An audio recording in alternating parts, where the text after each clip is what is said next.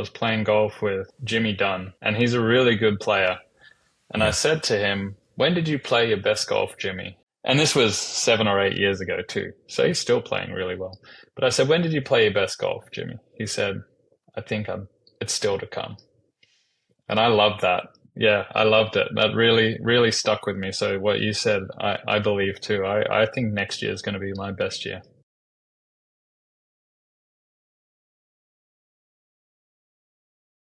Adam, again, thanks for joining us on the Golfers Journal podcast. So we told our members you were coming on, our Broken T Society members, and they had a lot of questions for you. Looked through some great questions, but most of them circled around the idea of your longevity and your longevity and your consistency. So if you can just start off by telling us a little bit about what are some of your keys to playing so well for so long. Starting out, you really have no idea and you just kind of go with it. I think things are a lot more thought out now, and probably one thing, looking back over the past 15 years, I guess, as I became a top player and have managed to stay close to the top since, is being able to adapt and change and move, just like the world is moving fast. Golf is moving fast now, I think, as well. And it's quite easy to get stuck in your ways and routines. And I think I've done a pretty good job of keeping open-minded and observing things outside my own little bubble to keep me relevant, let's say.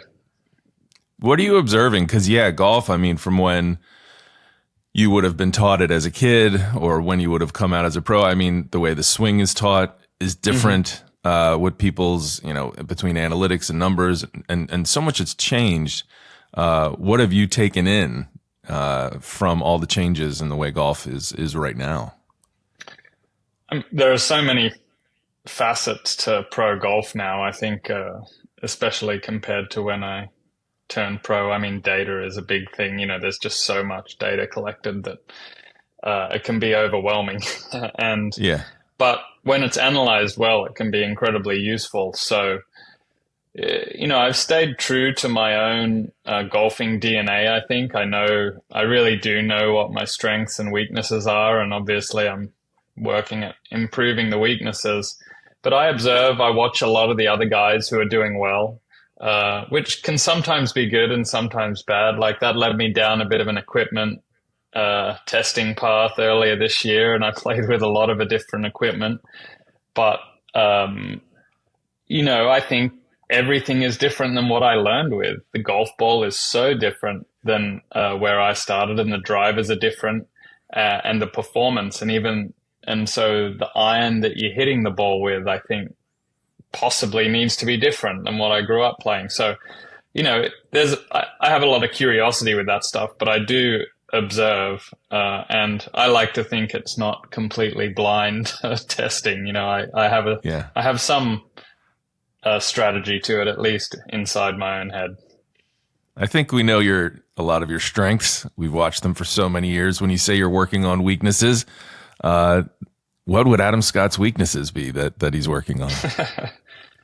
Well, I mean, I think I've done a really good job of becoming one of the most consistent putters on tour the last few years. And that's certainly helpful as I'm getting older. It's such a big part of the game today. And I've managed to keep my speed up. But if you pay close attention to stats, kind of my mid-iron play really has fallen off the last couple of years. And there's so many reasons for that. I mean, I'll admit I practice less today than I did 10 years ago.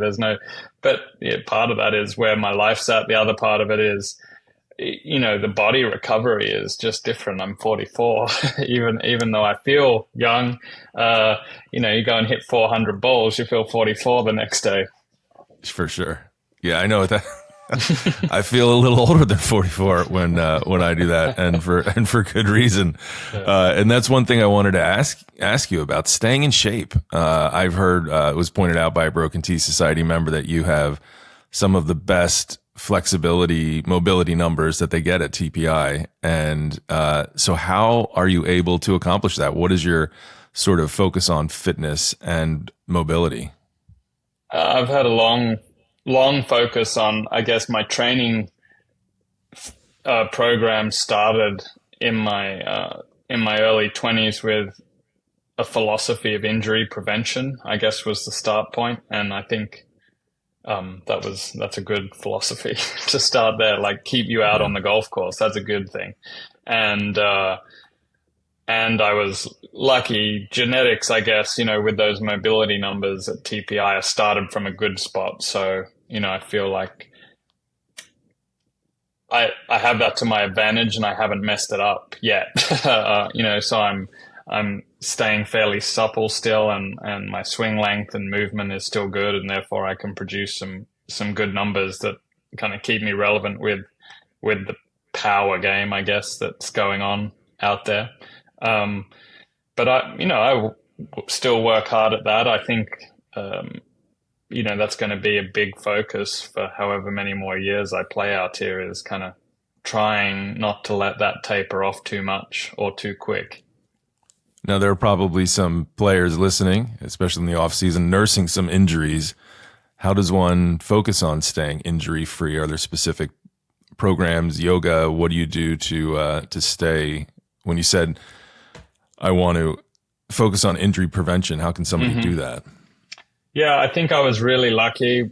The first kind of serious trainer and physio and body conditioning and coach that I had was a guy from Australia called Vern McMillan, and he was really ahead of the game as far as golf was concerned, and I think that was just such a great foundation for me with his philosophy of injury prevention. And then, he was, at least from where I was, one of the first guys to identify, where a lot of the stresses come from the golf swing. He wasn't trying to tell me to change my golf swing. He was just giving me exercises and things very specific to me, but also golfers that would help strengthen certain areas, and it's nothing really revolutionary. It's all the big muscles and all the joints that you'd imagine, but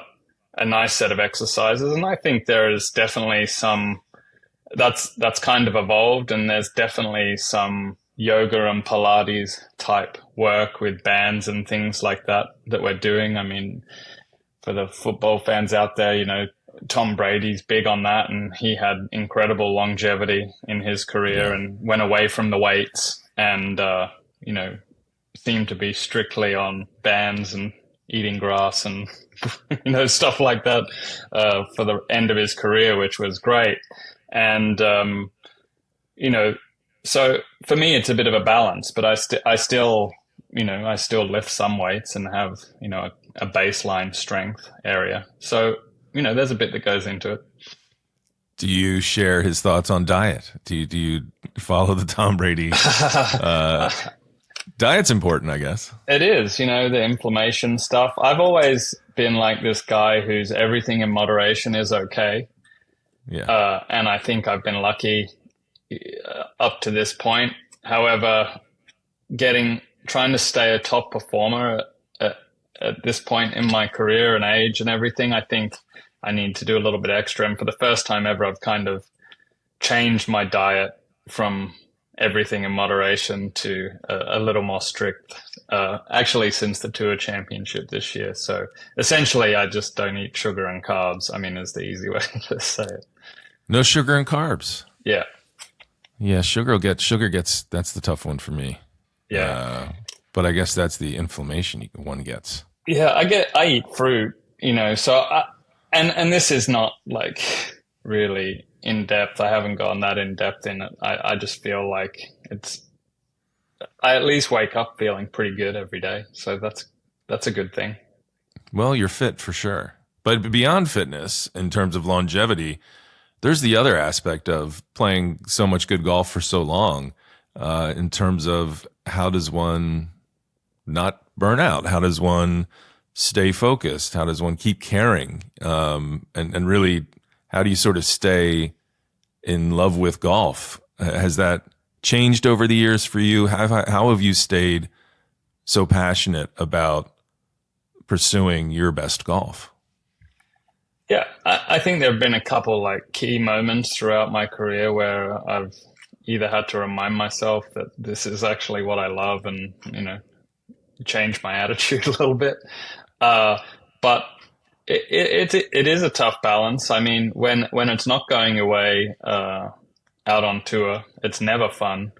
And, when I've been doing this on tour for a long time and just not getting the results, the frustration is definitely higher at this point. And, in moments of mental weakness, questioning why I'm here this week and things like that is happening often. But, I can easily remind myself, I mean, I love playing. If I wasn't on the tour, I'd still be playing golf. I know it's not going to stop. And the other thing is, it's really the only thing I'm good at. So why wouldn't you want to do that? And I want to try and milk this for as long as I can. I mean, playing the PGA Tour is great. I get to play all around the world. I'm sitting in Dubai right now, and couldn't be happier doing it. But the other thing that really drives me is another major championship. And unless I'm the exception, my time is getting close. But this year was a really good step in lifting my game back up to a level that's much more realistic to, challenging at major championships. Yeah. So when we talk about success, do you define your success differently maybe than you did as a younger player? What is success for you? Are there goals that you're setting for this year? Are you a goal setter? How do you think about this notion of being successful? Yeah, I've never been like a big goal setter or specific goal setter. I have always just judged it off winning. And for a long time, I mean, I guess for the first 20 years, I did a pretty consistent job of that. Winning's getting pretty hard now, it seems, for me. So, I don't think that changes. I'm not going to give myself a break on that.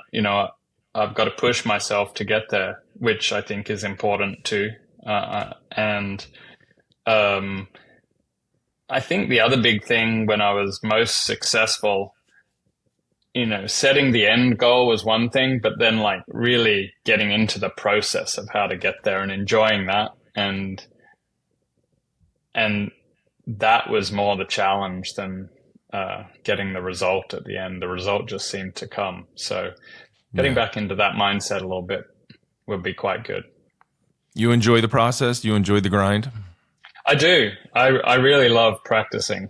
And like I said before, I practice less now, and that may have some effect on my performance for sure. But, that's the balance. I just have to do it smarter and more efficiently. Although in saying that, I was enjoying the facility last week in Abu Dhabi, and I practiced on the chipping green for too long one. I gave myself a blister for the first time in since I was 17 years old or something practicing. That was pretty funny. Yeah. What does a training day look like for you? If you're trying to strike some balance and can't practice as much, if you're saying, okay, today's a practice day, how do you break it up and what are you doing? Yeah. Unless I'm working on some kind of swing mechanic or what I feel is like a big change, which isn't really big, but you want to move something around. I really only hit about 50 balls on the range now. Really? I just I warm up and go through the bag and up to driver. And, if it's all feeling pretty nice, I'm good with that. And then I go spend my time in the short game or on the putting green. A couple of hours. I think that's much more productive for me, that I'm keeping that area of my game sharp. I feel like it's much easier for me to manage my golf swing if it goes off than the putting or the chipping.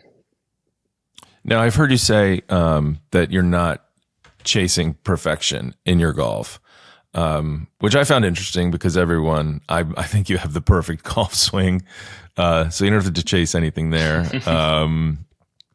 how do you avoid chasing perfection? Because I think for so many golfers who are out there on that range, they're there for 3 hours until they can hit, 10 perfect golf shots or 20, or even a perfect golf shot. So how do you avoid chasing perfection? And if you're not sort of after perfection, what are you chasing? I don't know where I kind of gave up on this perfect thing, because it definitely started that way, that if I didn't hit 18 greens, it wasn't good enough and all that kind of stuff. And but that really went away. I think I'm more into like the efficiency. I just think like things that run well, whether it's a golf game or a car or anything like that, things that just run really well, I think are smart and doing well. And I had other sports people I admired, and like watching Roger Federer serve was just so efficient. It wasn't the fastest serve on tour. It was fast, but it was so accurate as well. And it just got his opponents, out of position right out of the gate. And then he had the rest of the game as well. That's why he was the greatest. But, like this efficiency is really appealing to me. So that's kind of not something I think about a lot, but that interests me. Like just being out there playing a practice round today, I felt like I did it pretty easier. I was quite happy with myself, and that's how I want my golf to feel. I'm just trying to do things to make it feel easy, because it's a hard game, but I have a lot of experience and knowledge, so I should use that and make the game a little easier for myself. Yeah, I wonder, at this point in your career, with the knowledge that you have, would you rather would you trade the knowledge you have for the speed or athleticism you had when you were younger, or are you in a better place? Or, because even I think about in my just regular golf, I can't do some of the things that I can do when I was 18, but I can get around a golf course better than I could. So, do you find you might be in a better place now? I think my game is in a great place overall. Probably most areas are better than they've ever been. I would say I'm working on those mid irons still a little bit, but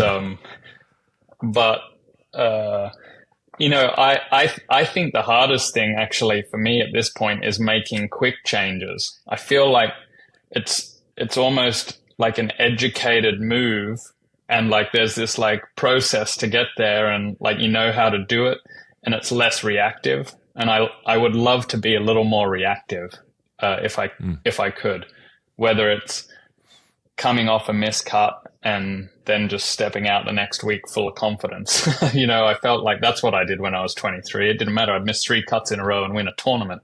You just weren't bogged down in all this other stuff and analyzing it too much. It was just like, let me go and just hit a few draws on the range, and oh, there it is. That feels good, and you just run with it. I think that's the tougher thing is like changing stuff takes longer, so it can be frustrating because the results take longer. Yeah, and thinking about a big change in your career. So if you look at obviously a Hall of Fame career, but 2012 to 2013, I mean, that's a pretty amazing example. 2012 at the Open with the 4-shot lead, and it doesn't happen for you. And then pretty shortly thereafter, you're putting on a green jacket. What'd you learn about yourself from each of those 2 tournaments? I think at the Open, I learned that I was good enough to win a major. It was a real heartbreaker, but that was completely up to me, the outcome of that tournament. And that was big for the confidence. Like after the disappointment, it was like, okay, I had that all on my golf clubs. It was all up to me. And that was a good feeling leaving there. I knew then I just keep doing what I'm doing. It's going to happen. And I think the win at Augusta showed, the determination that people may have questioned in the past. Everyone is judged off majors and can they win a major, and good players' careers who miss majors. It's easy to question. And, even there were times when I worked with Butch earlier in my career. I mean, he was saying it to fire me up, I know, but he would question whether I had any fire inside me, and, but he was just trying to needle me to get a better performance out of me. So I think the Augusta win showed that there is something inside me, if even for my own self-belief. Did that fire you up when Butch would do that? Did you feel like you had to show him something? Sometimes I think later on, when I was first working with Butch, I think I was a little too young to, he was intimidating to even hit balls in front of. But maybe the best coach ever, just incredible coach, and got so much out of it. But later on, our relationship evolved, and I knew then what he was doing. Yeah.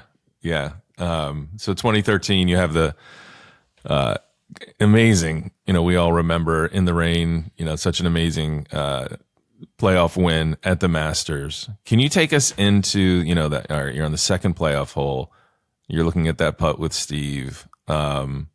What's that moment? What's going through your head? What did he say to you? What did he say after? Can you kind of put us in that spot? Sure. I mean, a lot of that 10th hole is really clear to me. I have strong memories of it. Whereas some things are just a blur and all of a sudden you've won. But this I remember very clearly. We're reading the putt, and of course I had a sense of the moment, but the moment was, it's dark and we're not playing another hole. And I'm sure I didn't think it, but the worst thing would be to have to go back to the house, sleep, and come out Monday morning and have a playoff. And I don't know if anyone's there, and you're not feeling the same feelings. I'm playing pretty well. I've just played a good 18 holes to get in a playoff, and so it just had that sense of like, it's now or maybe never. And we're reading the putt, and Steve was having a good look. And this is before I did any aim point. And I said, I think it breaks a cup. And he said, it breaks 2 cups. And that's a pretty big call. And he always said everything very forthright, very confident. He said, it breaks 2 cups. And I said, are you absolutely sure? Have you seen this putt before? Because this is a big one. And he said, look, this breaks more than you're reading it. I think it breaks 2 cups. And so I went with that read. If it wasn't 2 cups, it might have been like a cup and 5/8 I was giving it. It was out there way more, like twice as much break as I read. And I hit the putt, and I knew it was a good putt as soon as I hit it. It had good speed. And kind of went in the left center, and it's really unbelievable. It's an incredible feeling to get across that line. It's not easy, as I found at Lytham.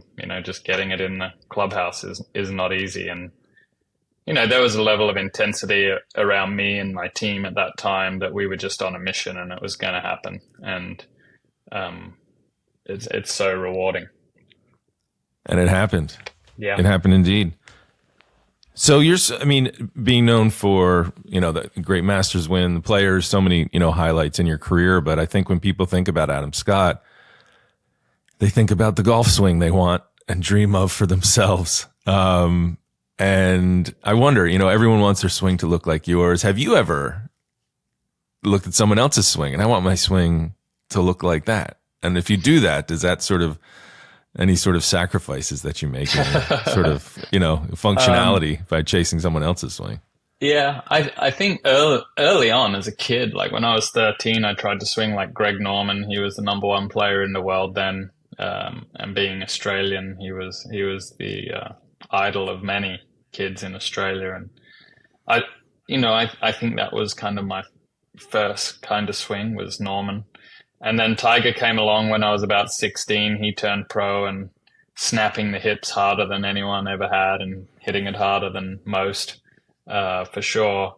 And then, I tried to swing a bit like that. And that's kind of how my swing evolved into this swing early days that people thought looked like Tiger's. We had similar wiry kind of bodies and similar rhythm to our swing, and I think that's why it looks so similar. The rhythm more than the positioning even. But working with Butch, we worked on some similar things to Tiger, and then over all these years, I have different kind of swing images of people in my head that I use for rhythm mostly.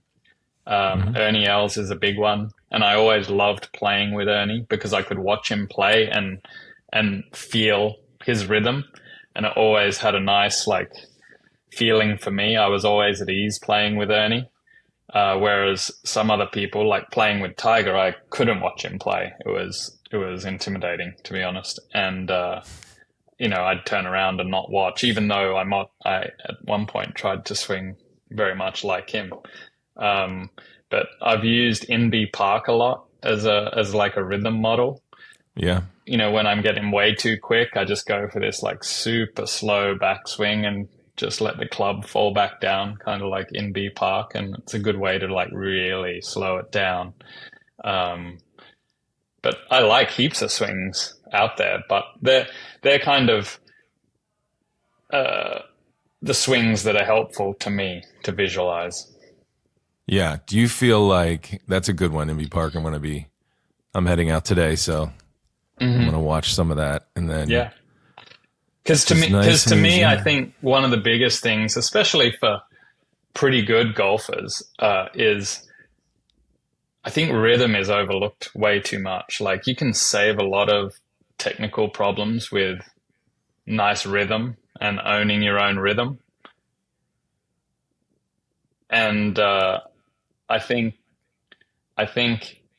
we get taught so much position golf swing now that it's hard to have a nice rhythm and a nice flow when you're trying to put the club in P1, P2, P3, P4, P5. It's very hard. It's like there's like almost, it's too static for me. And I think the nicest swings or the best results from a swing come when it's flowing well. So would you find your approach is more feel than technical, or do you get really technical on the swing? I don't get really technical. I'd say I'm more on the feel side. But, I did get a Trackman this year, and I have used that to just check a couple things here and there. Just this year, Adam. You're very late to the game on that. I know. Just to make sure, like, nothing's going too far off. So that is useful, but I can see how you can get stuck in like watching numbers, and I've never really been that guy, but I'm definitely getting some benefit out of it. Sure. I wonder, do you ever feel any pressure of like everyone consider, looking at your swing, that's the perfect golf swing, everyone saying Adam Scott has the best golf swing? Does that come with like pressure of like, man, I should be winning like every tournament? I have the best golf swing. I wonder. I would love to be saddled with that pressure, but I'm not. You can look at my stats the last couple of years. It certainly hasn't been the best golf swing. I think because I have nice rhythm and flow, it looks nice, but it doesn't always leave the club in the best position at impact. That's for sure. But I feel like, just the last 6 months, I've started getting a really good grasp on like some solid fundamentals again that I should always work on going forward, just to keep me in a good spot. And hopefully the stats and the performance all improves because of that. It just got a little loose, and whether it was through trying different equipment or just 18 months ago, I fiddled around with some biomechanics stuff, just seeing what speed is going to do, what's possible. A few things got bumped around, I would say, and now I'm kind of bringing it all back into the Adam zone. Good. Well, that's great. Well, through it all, you've been playing tremendous golf. I love what you're saying about rhythm. And that is funny. One of the things that's really changed when people talk about golf swings, the swings we admired, whether it's Sam Snead or Hogan or Els or Freddie Couples, it was all, and we still admire them. But I don't know if you go to coaches anymore, to talk about rhythm and swinging smooth. It's about like, all right, what's your left hip doing? Right. And so it's, yeah. Like I watched, here's one. So it was making the rounds because I think it was David Duval's birthday like a couple of days ago, but his swing was all his round of 59 from the Bob Hope in 99. I mean, how easy does that swing look? I mean, it's just silk. It's so good. It's good. pure. Yeah. And I loved watching that too. And it just reminded me like, he's looking at the target and his hands haven't even hit the ball yet. How he had just that silk, that smooth, just like, this nice athletic turn. Obviously so talented, but like that head turn like helps you clear so nicely. It's hard. It's hard to teach that, of course. People will be topping it and missing it and all kinds of stuff if they try. Right. But when you're good, like that club will, the ball will just get in the way of the club head, and he's just like fully turned through so beautifully, and it just looks so fluid. Yeah, really nice. So we have our members at the Golfers Journal. We have the index experiment where we set our goals for the season, and we offer different resources for people, whether it be improving a part of their game, improving their handicap, shooting a certain score, fitness goals. You set your goals in the beginning of the year, and then we sort of track them through the year, and it's a lot of fun. And people have done, have had great improvement. Is there an area that you would suggest? I mean, people and folks want to play good competitive golf. Where would you say, okay, here's where you're going to get the most dividends, and to focus your energy? Fitness, mobility, mental game. I mean, everyone's swing is different, so it's hard to say, get a coach and swing inside out, whatever. But, just sort of the general advice of, okay, you want to shave 10 strokes or 5 strokes off your handicap, spend some time here. Short game. It's just the easiest way to save shots. I know that's such a boring answer, but you're still gonna hit 14 drives a day. I mean, hopefully they're good ones, but you're still gonna hit 14. But you can hit less putts, that's for sure, and you can chip it a bit closer and hit less putts. And we're talking about a movement that's like hip height to hip height, and a putting stroke that can be like 7 inches back and through. We got to get this under control. I mean, it's the easiest way to get better, and you can almost practice it at home. I mean, a lot of the year now where I live, especially this time of year when it's winter, I'm practicing on a carpet green indoors, and I can get good benefit out of that. Just some repetition of stroke, knowing it's a good stroke. Keep going over and over. And there have been times in tournaments with high pressure putts, I take myself to the carpet. Like I'm hitting one on the carpet. Yeah. Like I can just switch off whatever's out there, and it's just another stroke down the carpet. So, I don't think there's anything wrong with practicing in that fashion at all, if you can do some repetitive stuff. We've heard that advice, that it is the short game, but have we really heard it, folks?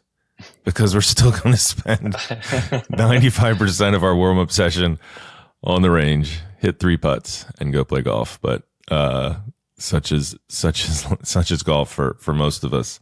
I think another way that people can enjoy their golf and play better golf, I think, is using Fair Game, which is a wonderful app. And tell us about Fair Game, your involvement with it, and what people can get out of it.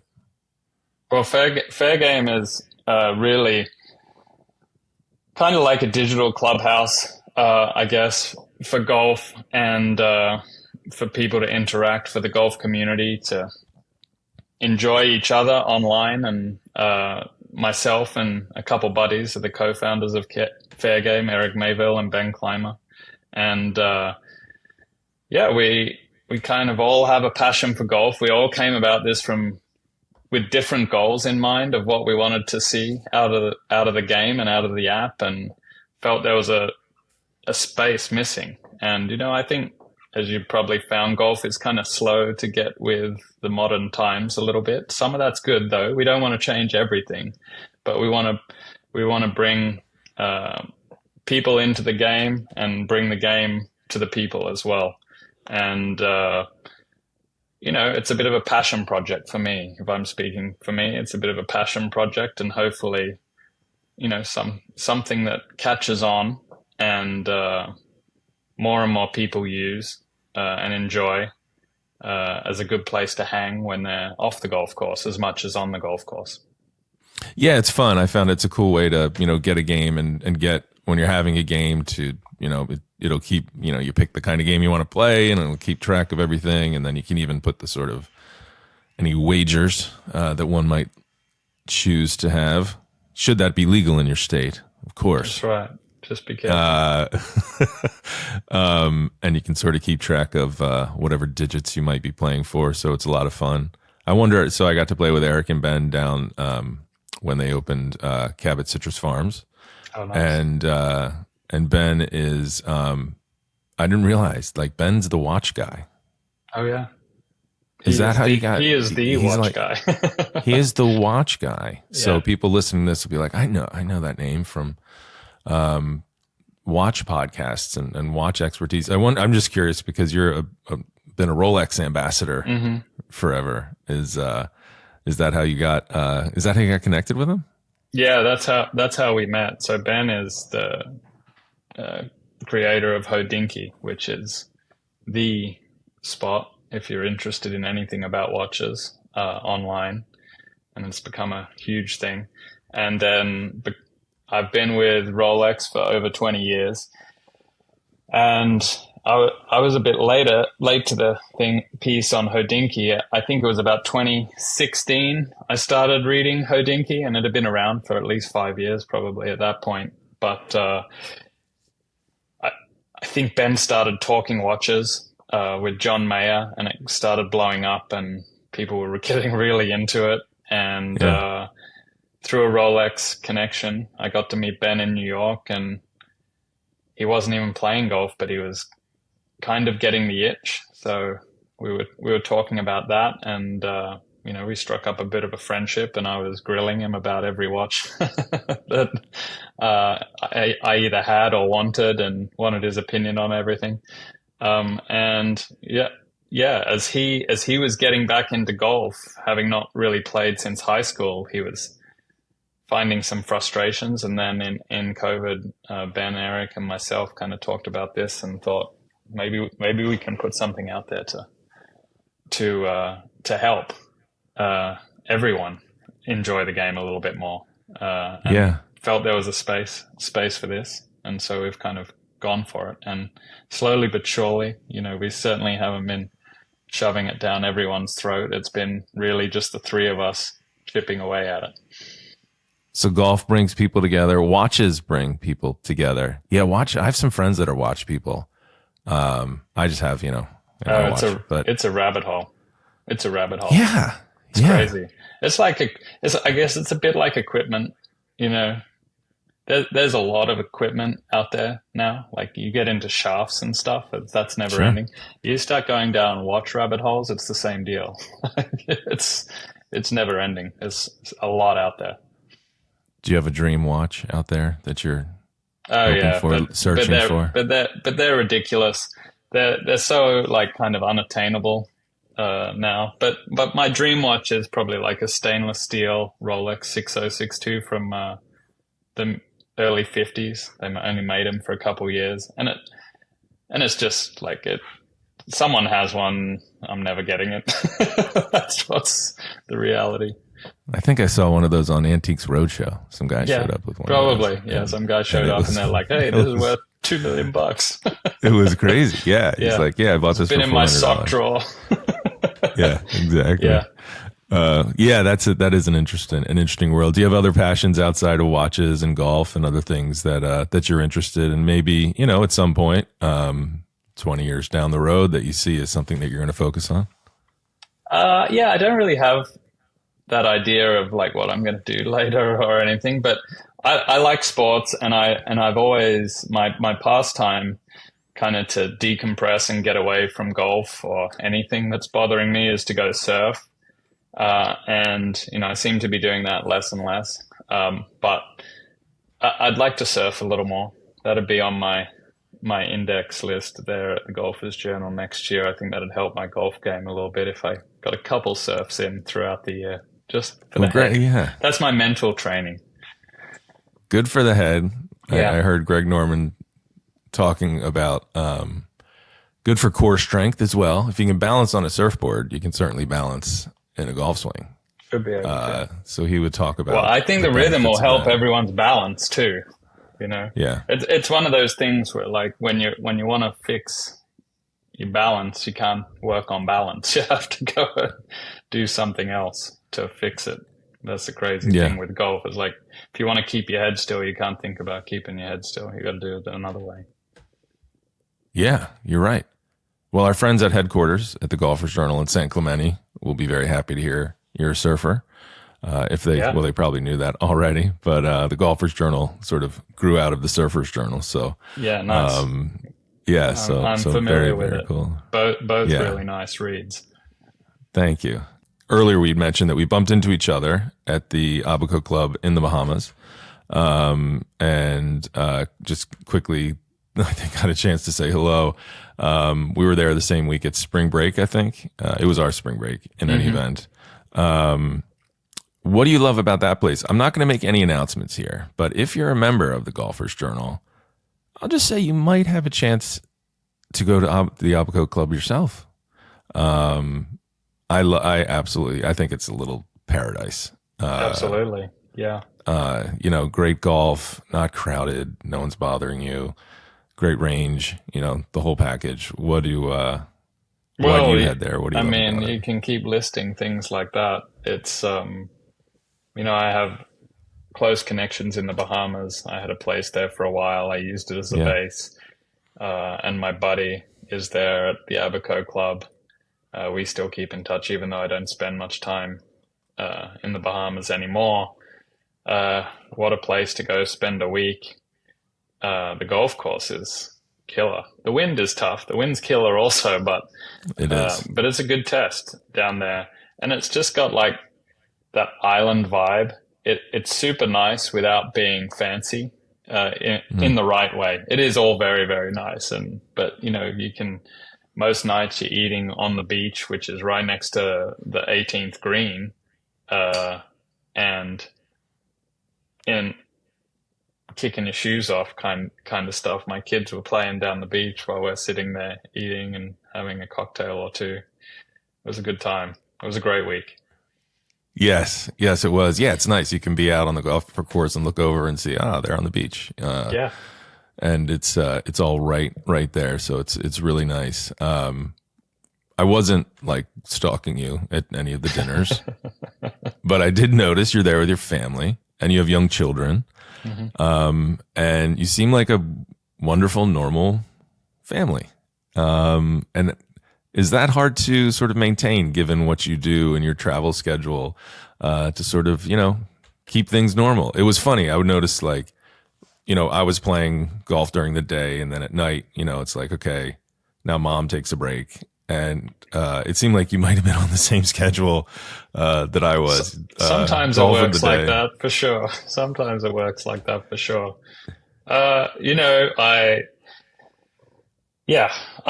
never getting ahead on the dad points thing, being away as much as I am. But, we're lucky we get to take a spring break like that down at the Abaco Club with my whole family and the kids. I mean, the kids would move there in a second. They're like, we want to move there. We want to go back. They're swimming out there with turtles and stuff. It was an incredible experience.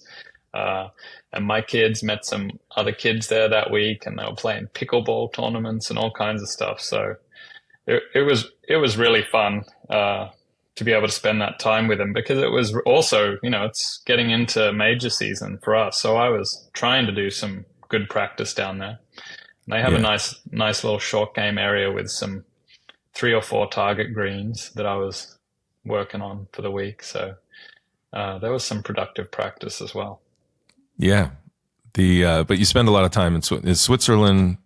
How are you dividing your time now? Yeah, that's really home base, but, and I do a little practice there, my carpet putting, and I do slide down and hit a few buckets on the range to stay loose. But when I'm really in the mode of practicing, I either stay stateside and practice out on tour. I've also been a member at a club in London for like 20 years since I was on the European tour starting out, or I'll go up there and like get serious for a couple of days before I play a tournament or in between tournaments or stuff like that. Yeah, I still have like a tough time dividing, bringing the family in in and it all blending together. I think that's one thing. I've gotten better at it, but I think my wife would like me to do a little better job. Can you tell us where you belong in London? Queenwood. I'm a member at Queenwood. So where is that? It's out in Surrey. It's kind of okay. 10 minutes behind Wentworth Golf Club, which a lot of people would probably know. And it opened. It's a Maclay Kid course, and it opened in about 2001, and that's right at the time I joined the European tour, and so I kind of joined up there. It's lovely facilities. It's just a golf club though. Right. Yeah. No gym, no gym, no pool, none of that stuff. It's golf. Right. Yeah. Right. There's such good golf out there. I did a story for the Journal a few years ago through the Heathland courses and Sunningdale, St. George. You know the St. George's Hill. Is nice. Yeah. Oh, it's so good. There's one golf. course out there that I haven't played that I'd like to play. It's called the New Zealand Club. Oh, don't know it. Yeah, I think it's one of those like underrated, looked past clubs. I got a feeling it's going to be really good. The other one that's really cool that not many people know about, and I got to think of the name of it. It'll come to me. There's one just near Sunningdale you got to look for. It's so low key. It's so tricky. No one knows how many members there are. It's hard to get a game there. But it's not one of these famous places. Okay. Yeah. Well, I think you should be able to get in the New Zealand club as an New Zealand club. Or maybe doesn't being an good. Aussie help you or hurt you at the That could hurt me. Yeah, if they're holding true to their name. That could be tough for me. Well, before we let you go, Adam, I really appreciate your time. It's been really fun speaking with you, and it's just been awesome. I think you inspired someone like me who's say in his 40s ish that to focus on the right things. And I always still feel like my best, people ask, like, do you get tired? I play a fair amount of golf, and people ask, do you get tired of it? And I always feel like, and I don't, because I feel like my best golf is still ahead of me. And maybe that's a complete illusion, that my golf soul is tricking me to believe that. But that's why I go out every day, because it's like, maybe this is the day when it all comes together. Yeah. Right? I'm with you on that. I had it's amazing you say that. I was playing golf with a pretty well-known guy in the golf world in America, Jimmy Dunn, and he's Jimmy Dunn. He's a really friend of the Golfers Journal podcast. There you go, and he's a really good player. And I said to him, "When did you play your best golf, Jimmy?" And Jimmy, I'm going to guess, is in his early 60s. Yeah, I'm not sure, and this was 7 or 8 years ago too, so he's still playing really well.